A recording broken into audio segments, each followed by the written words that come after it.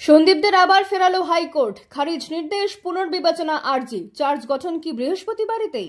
আরজিকর হাসপাতালে আর্থিক দুর্নীতির মামলায় প্রাক্তন অধ্যক্ষ সন্দীপ ঘোষের আর্জি মঞ্জুর করল না কলকাতা হাইকোর্ট। এই সংক্রান্ত নির্দেশ পুনর্বিবেচনা করা হবে না জানিয়ে দিয়েছেন হাইকোর্টের বিচারপতি তীর্থঙ্কর ঘোষ। মঙ্গলবার গ্রহণযোগ্যতা নিয়েই তিনি প্রশ্ন তুলেছেন। বৃহস্পতিবার সকালে আবার এই বিষয়ে হাইকোর্টের প্রধান বিচারপতি টি.এস. শিবজ্ঞানমের দ্বারস্থ হতে পারেন সন্দীপরা।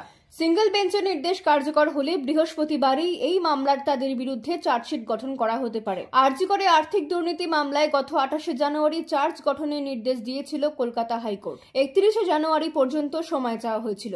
আদালত জানিয়েছিল 7 দিনের মধ্যে এই মামলায় চার্জ গঠন করতে হবে তদন্তকারী সংস্থা সিবিআইকে। সেই সময়সীমা শেষ হচ্ছে বৃহস্পতিবার। আদালতের এই নির্দেশ পুনর্বিবেচনার আর্জি নিয়ে গত সপ্তাহেই হাইকোর্ট দ্বারস্থ হয়েছিলেন সন্দীপরা। তা মঞ্জুর হয়নি। বুধবার একই আবেদন নিয়ে আবার তারা হাইকোর্টে যান। এতে বিচারপতি ঘোষ বিরক্ত প্রকাশ করেন এবং আবার আর্জি খারিজ করে দেন। এরপরে প্রধান বিচারপতির দ্বারস্থ হন আবেদনকারীরা।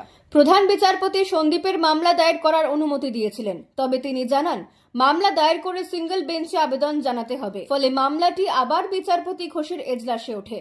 বুধবার বিকেলে সেই সংক্রান্ত শুনানিতে বিচারপতি মামলাটির গ্রহণযোগ্যতা নিয়েই প্রশ্ন তোলেন। আবার খারিজ করে দেওয়া হয় সন্দীপের আবেদন।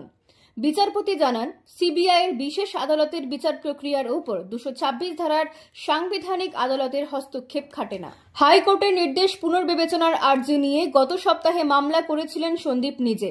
তার বক্তব্য ছিল, হাইকোর্ট 7 দিনের মধ্যে চার্জ গঠন করে বিচার প্রক্রিয়া শুরুর যে নির্দেশ দিয়েছিল তা পুনর্বিবেচনা করা দরকার। কারণ আর্থিক দুর্নীতি মামলায় প্রায় 15,000 পাতার চার্জশিট দিয়েছে সিবিআই। 7 দিনের মধ্যে চার্জ গঠন হলে পুরো চার্জশিট পড়ার সুযোগ থাকবে না। এত রকম সময়ের মধ্যে অভিযুক্তরা নিজেদের বক্তব্য সঠিকভাবে আদালতে জানাতেও পারবেন না। তাই বিচার প্রক্রিয়ায় গতি কমানো হোক। আর্জি খারিজ করে বিচারপতি ঘোষ তাদের নিম্ন আদালতের বক্তব্য জানতে বলেছিলেন। বুধবার একই আর্জি নিয়ে এই মামলায় অন্যতম অভিযুক্ত সুমন হাজরা হাইকোর্টের দ্বারস্থ হন। সেই আর্জি মঞ্জুর হলে সন্দীপ এবং অন্য অভিযুক্তদের ক্ষেত্রেও তা প্রযোজ্য হতো, কিন্তু আবার উচ্চ আদালত থেকে তাদের ফিরতে হলো খালি হাতে। আরজিকরের আর্থিক দুর্নীতি মামলায় আলিপুরে সিবিআইয়ের বিশেষ আদালতে বুধবার চার্জ গঠন প্রক্রিয়া শুরু হওয়ার কথা ছিল। সেখানে আবার মামলা থেকে অব্যাহতি চেয়ে আবেদন জানিয়েছেন সন্দীপেরা। হাইকোর্টের এই সংক্রান্ত মামলা থাকায় আলিপুর আদালতের বিচারক জানান, বুধে নয় বৃহস্পতিবার সকালে 11:15 নাগাদ সন্দীপের মামলা এবং চার্জ গঠনের শুনানি হবে। আপনি যদি খবর দেখতে পছন্দ করেন তাহলে এই চ্যানেলটি সাবস্ক্রাইব করে রাখুন আর মমতা ব্যানার্জির রাজনৈতিক ইতিহাস জানতে এখানে ক্লিক করুন।